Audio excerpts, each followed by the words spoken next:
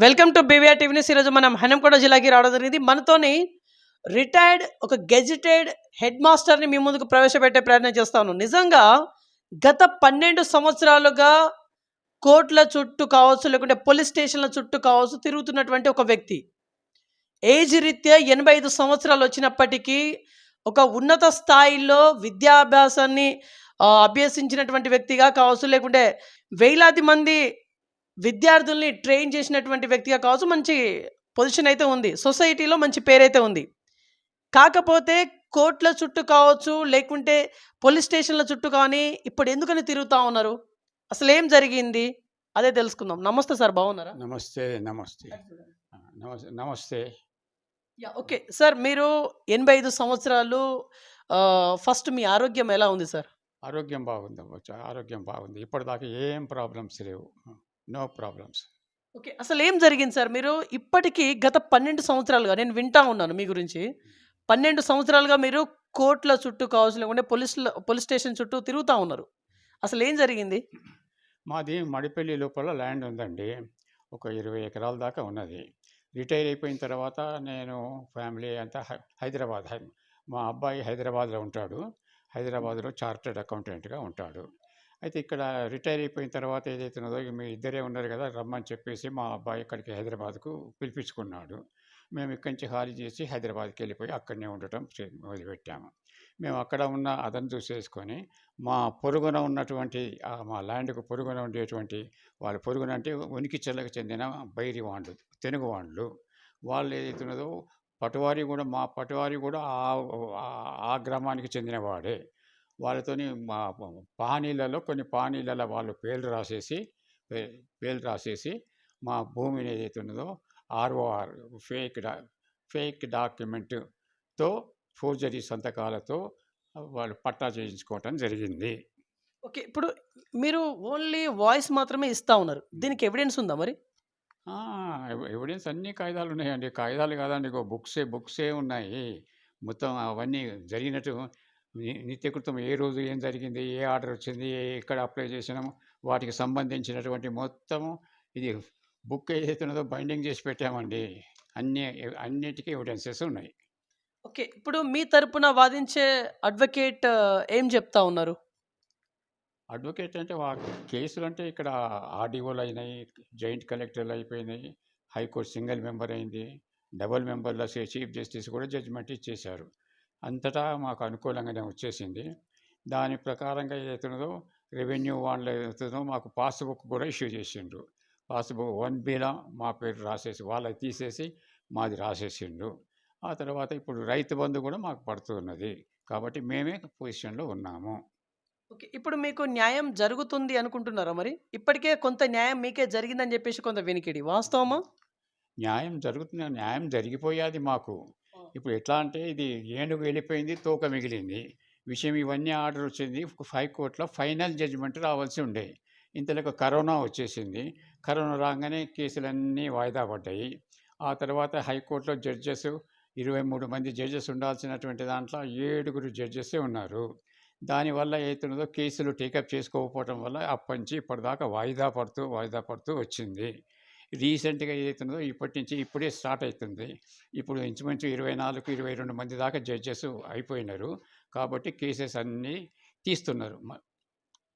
Okay. సరే, ఇప్పుడు అవతల పర్సన్ ఎవరు మరి? అంటే మీకు ఈ రకంగా అన్యాయం చేసిన పేరు మీరు అంటా ఉన్నారు. ఎవరు ఆ వ్యక్తులు ఎవరు? మా మాదో మడిపల్లి, ఆ పక్కకు ఉండే ఉనికిచెల్ల ఉంటుంది. ఉనికిచెల్లలో ఏతున్నదో మా ఈ ల్యాండ్కి ఏదైతున్నదో దాని పక్కన వాళ్ళ ల్యాండ్ ఉంటుంది. వాళ్ళు తెనుగువాండ్లు. ఉనికిచెల్ల బైరి వీరస్వామి, బైరి మంజుల అనేటువంటి వాళ్ళు ఫేక్ డాక్యుమెంట్ ఫోర్జరీ సంతకాలతోని వాళ్ళు తమ పేరు మీద పట్టా చేసుకోవటం జరిగింది. ఓకే. ఇప్పుడు ఇదంతా ఎలా జరిగింది అని చెప్పేసి మీరు కంప్లైంట్ చేశారా మరి ఎంఆర్ఓ దగ్గరికి? ఎంఆర్ఓ దృష్టికి ఇదంతా తీసుకెళ్ళగలిగిల్లా? తీసుకెళ్ళాను. అక్కడికి రైట్ టు ఇన్ఫర్మేషన్ యాక్ట్ కింద అది వాళ్ళు తీసుకున్న తర్వాత వాళ్ళు డాక్యుమెంట్స్ ఏదైతే ఉన్నదో వాళ్ళు పట్టా కాగితము తహసీల్దార్తో తీసుకొని తర్వాత దాన్ని తిరిగి వాళ్ళు అమ్మటం జరిగింది. వాళ్ళు 5 ఎకరాలు ఇంకో 5 ఎకరాలు మరొకరికి అమ్మటం జరిగింది. అవన్నీ పేర్లతో కూడా ఉన్నాయి. కానీ ఇక మీకు లేట్ అవుతుంది కదా. అలా అమ్మడం వల్ల చూసి ఇంకా కొన్న వాళ్ళు అవుతున్నదో వాళ్ళు వచ్చి దున్నటం మొదలుపెట్టారు. ఎప్పుడైతే వాళ్ళు అరే మా భూమి వాళ్ళు వీళ్ళు ఎట్లా దున్నుతారు అని చెప్పేసి మేము తహసీల్కి వెళ్ళి ఆ కాగితాలు ఏవైతున్నాయో అన్నీ ఆర్టీ యాక్ట్ కింద మొత్తం వాళ్ళకు జరిగినటువంటి వాటి యొక్క రికార్డ్ అంతా తీసుకోవడం జరిగింది. ఓకే. సార్ ఇప్పుడు మీరు 12 సంవత్సరాలుగా ఈ ఈ కేస్ చుట్టే తిరుగుతా ఉన్నారు. ఓకే. మీ అనుభవంతోనే ఏమనిపిస్తుంది మీకు? ఇప్పటి కల్చర్, ఇప్పటి సొసైటీ? మాకు ఒక స్లోగన్ ఉందండి. విషయం ఏదైతున్నదో ఇది ధర్మాన్ని కాపాడండి, ధర్మమే మిమ్మల్ని కాపాడుతుంది అనేటువంటి స్లోగన్ ఇది జనానికి అందరికీ ఇస్తూ ఉంటాను నేను. అదే మేము ధర్మపరంగా పోతున్నాం కాబట్టి మాకు న్యాయం జరుగుతుందని విశ్వసిస్తున్నాను. ఓకే. ఇప్పుడు ఇంత ఏజ్ వచ్చినా కూడా మీకు 85 ఇయర్స్. ఇప్పటికీ మీరు ఫైట్ చేస్తా ఉన్నారు. అది కూడా లీగల్‌గా. సో, దీని గురించి? లీగల్‌గా ఫైట్ చేసినా ఆల్మోస్ట్ ఏదైతుందో కేసు ఫైనల్ స్టేజ్‌కి వచ్చేసింది. ఎందుకంటే ఆర్‌డీఓలో మాకు అనుకూలం, కలెక్టరేట్‌లో మాకు అనుకూలం వచ్చింది. High court single member, double member, chief justice ఉన్న దాంట్లో కూడా మాకు అనుకూలంగా వచ్చింది. కానీ ఫైనల్ జడ్జిమెంట్ ఏదైతున్నదో ఇంటీరియం ఆర్డర్స్ అన్నీ ఇచ్చారు. ఫైనల్ జడ్జిమెంట్ కాదా కరోనా రావటం వల్ల ఆగింది. అది అంతే. కాబట్టి అంటే ఏనుగు వెళ్ళిపోయినది, తోక మిగిలింది. ఓకే. ఇప్పుడు మీరు నెక్స్ట్ స్టెప్ ఏంటిది? దాని ప్రకారంగా మాకు పాస్‌బుక్ వచ్చేసింది. 1బిలో మా పేరు ఎంటర్ అయిపోయింది. రైతు బంధు మాకు పడుతూ ఉన్నది. మేము పొజిషన్‌లో ఉన్నాము. పొజిషన్‌లో ఉన్నట్టుగా హైకోర్టు జడ్జి రాశాడు. 64వ సంవత్సరం నుంచి ఇప్పటిదాకా 2010 దాకా వాళ్ళు దొంగ పట్టా చేసుకునే దాకా కూడా వీళ్ళే పొజిషన్‌లో ఉన్నట్టుగా హైకోర్టు జడ్జి గారు రాశారు ఆర్డర్. యాహ్! ఓకే. సార్ ఇప్పుడు ఇంత దారుణం అది ఇది అని జెప్పేసి మీరేమన్నా బాధపడతా ఉన్నారా? ఎందుకంటే మీరొక ఆహ్, రెస్పాన్సిబుల్ హెడ్ మాస్టర్‌గా అందులోను గెస్టెడ్ హెడ్ మాస్టర్‌గా మీరు రిటైర్డ్ అయ్యారు. సో, మీ ఫీలింగ్స్ ఏంటి? ఇక బాధ అనేది ఏం లేదు కదా. జనం ఎక్కువ ఆశ ఉంటుంది. ఈ మధ్యన ఏదైతున్నదో భూములకు ధరలు బాగా పెరిగాయి. కాబట్టి ఏదైతున్నదో ఏదైనా ఏదైనా ఏలు వంకర పెడితే వెన్న వెళ్తుందనే సామెత ఉంది. దాని ప్రకారంగా ఏదో ఇది ఒకటి ఇట్లా చేయాలా, అట్లా చేయాలా, ఏదో దొంగ కాయిదాలు పుట్టించాలి, చేయాలనేది జనంలో అది వస్తే ఒక అభిప్రాయం వచ్చేసింది. దాన్ని బట్టి ఎవరి ప్రయత్నాలు వాళ్ళు చేసుకుంటూ ఉన్నారు. ఓకే. ఇందులో ఎవరిదైనా రాజకీయ నాయకుల హస్తం ఉంది అనుకుంటున్నారా మీరు? ఉండే విషయం ఏందంటే ఇదంతా మాకయింది. అయిన తర్వాత కూడా ఇప్పటికి వాళ్ళు ఏదైతేనో కాంప్రమైజ్ కూర్చుందాం మాట్లాడదామనేది అంటున్నారు. ఇందులో చాలా మందితోని వాళ్ళు ప్రయత్నాలు చేసిండ్రు. చివరకు ఎమ్మెల్యే అరూర్ రమేష్ గారితోని కూడా చేసిండ్రు. చేసిన తర్వాత అరూర్ రమేష్ గారు కూడా సరిగా మమ్మల్ని పిలవటానికి ఏదైతుందో ఎవరు దొరకక సిఏ గారిని కలిసి సిఏ గారి ద్వారా ఏదైతున్నదో నన్ను పిలిపించుకొని మాట్లాడారు. మేము ఇవన్నీ కాగితాలు చూపించేసాం. అయితే అవతలి వారు ఏదైతున్నదో ఏదో కాంప్రమైజ్ చేసేద్దాం, 2 పాలు అది మాకొక పాలు, వాళ్ళకు కక్షిదారులకు ఒక పాలు, రమేష్ పొలిటికల్ ఇంటర్ఫియర్ అని వాళ్ళకొక పాలు, 3 పాలు చేద్దామని చెప్పేసి ఒక సంవత్సరం దాకా ప్రయత్నం చేసి మానుకున్నారు. ఓకే. అంటే ఇందులో పొలిటికల్ ఇన్వాల్వ్‌మెంట్ ఉంది. ఉంది. బీఆర్ఎస్‌కు చెందినటువంటి వాళ్ళు ఏదైతే ఉన్నదో ప్ర బీఆర్ఎస్‌కు చెందినటువంటి నాయకులు కొంతమంది వాళ్ళ వైపుగా ప్రయత్నం చేసిండ్రు కానీ దాన్ని మాతోని తట్టుకోలేక మా కాగితాలన్నీ చూసి చేయలేక ఆగిపోయింది. ఓకే. సార్ ఇప్పుడు సొసైటీ అనేది ఈ రకంగా తయారైందంటే మీ అనుభవంతోని మీరు ప్రజలకిప్పుడు ఏం చెప్పాలనుకుంటున్నారు? ఏం చెప్పుడు అనేది లేదు కదా. సొసైటీలోనే బాగా మార్పు వచ్చింది. ఎందుకంటే ధర్మం 4 పాదాల మీద నడిచేదని చెప్పేవాళ్ళు. ఇప్పుడు అది లేదు. కలియుగంలో ఏదైతే ఉన్నదో అధర్మమే ఎక్కువగా నడుస్తున్నది. అలా చేసినటువంటి వాళ్ళకే పైకొస్తున్నారు. వాళ్ళు అభివృద్ధి చెందుతున్నారు.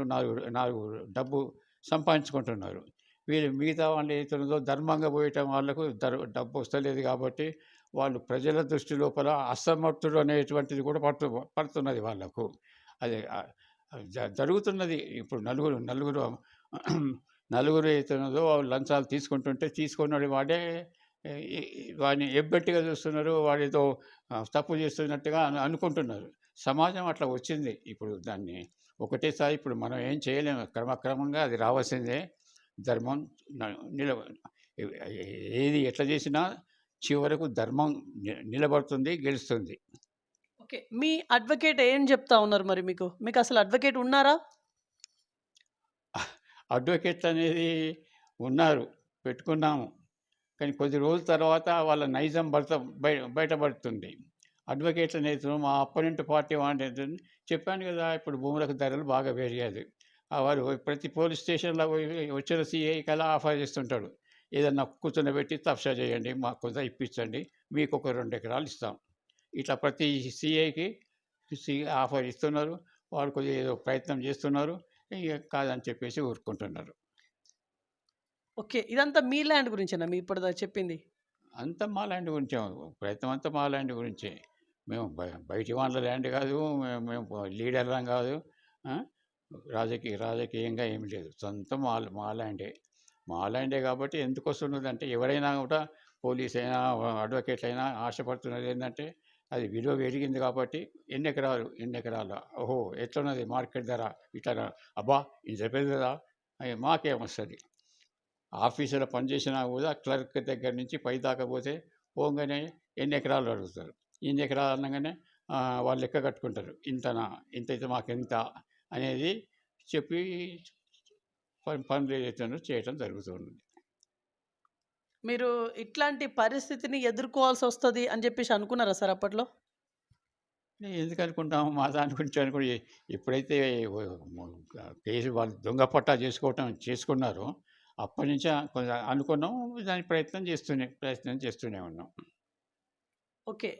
సార్ ఫైనల్లీ ఏమైనా చెప్పి ముగించాలనుకుంటున్నారా? ఫైనల్లీ యాక్చువల్లీ దీన్ని హియరింగ్ ఎప్పుడు, ఇంకా హియరింగ్ ఏమైనా ఉందా, ఇంకా లాస్ట్ ఫైనల్ ఫైరింగ్ వస్తున్నది అండి, ఆ కేసులకు వస్తున్నది. ఇప్పుడు వీళ్ళు ఏదైతే ఉందో వాళ్ళు దొంగ పట్టా చేసేసుకొని వేరే వాళ్ళకి అమ్మినటువంటి కేసు ఇప్పుడు నడుస్తున్నది. రేపటి నుంచి ట్రయల్కి వస్తున్నది. ఓకే. సో చూద్దాం. యాక్చువల్లీ ఈ కేసు అనేది ఫైనల్ స్టేజ్ వరకు వచ్చిందని చెప్పేసి కుందూరు పురుషోత్తమరెడ్డి గారు చెప్తా ఉన్నారు. యాక్చువల్లీ ఏం జరగబోతుంది అనేది వేచి చూద్దాం. చూస్తున్నాను BVR TV news. Thank you. వాళ్ళు ఏదైతే ఉందో 2010లో కాగితం రాసిండ్రు, డేటెడ్ ఏదైతే ఉన్నదో పాతది, అంటే 30వ తారీఖు